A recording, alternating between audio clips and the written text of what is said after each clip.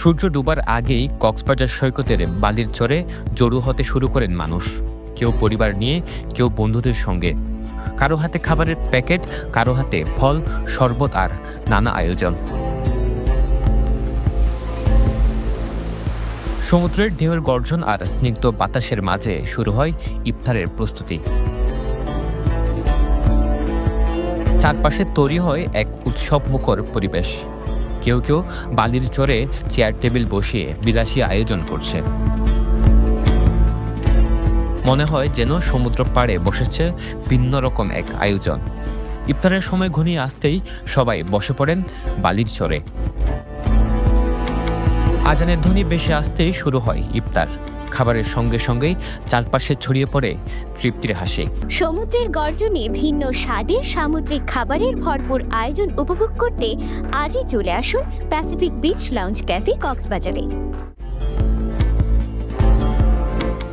অনেকে বলেন সমুদ্রের পাশে বসে ইফতার করার অনুভূতিটাই আলাদা।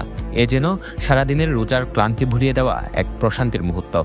এই তো আপনার মনোমুগ্ধকর একটা পরিবেশ পাইছি, সবাই মিলে একটা আয়োজনের, এটা খুব সুন্দর একটা জিনিস। এটা সারাদিনের ক্লান্তি দূর হয় এরকম একটা পরিবেশে আমরা যদি ইফতার আয়োজনটা করতে পারি। এই সমুদ্র আফল্লির আবহাওয়ার মধ্যে করার জন্য আমাদের মনে একটা আকুতি ছিল।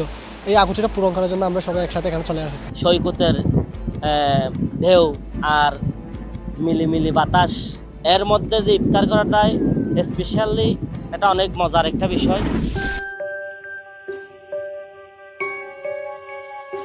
এই যে ইফতারের পর সৈকতের চারপাশে আমরা ময়লা ফেলছি, জানি সাগরের স্নিগ্ধ বাতাস আর ঢেউয়ের গর্জনের সাথে ইফতারের আনন্দ, এসব কিছুই তো প্রকৃতির দান।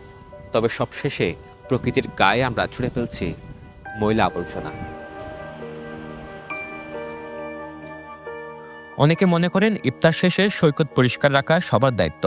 প্রকৃতিকে উপভোগ করতে হলে তাকে রক্ষা করাও জরুরি। হ্যাঁ, এখানে আমরা দেখতে পাচ্ছি বিভিন্ন ধরনের লোকজন আসছে, সবাই এসে পরিবার পরিজন নিয়ে ইফতার করছে।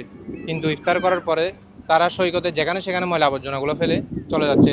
তো সমুদ্রটা বাঁচলে হচ্ছে আমরা বাঁচবো, কারণ সমুদ্রের ময়লাগুলো পরে গিয়ে হচ্ছে সমুদ্রে মিশে যায় এবং হচ্ছে মাছে এগুলো খেয়ে ফেলে মাছ মারা যেতে পারে। এই পরিবেশ রক্ষা করার জন্য আমাদের একটা দায়িত্ব।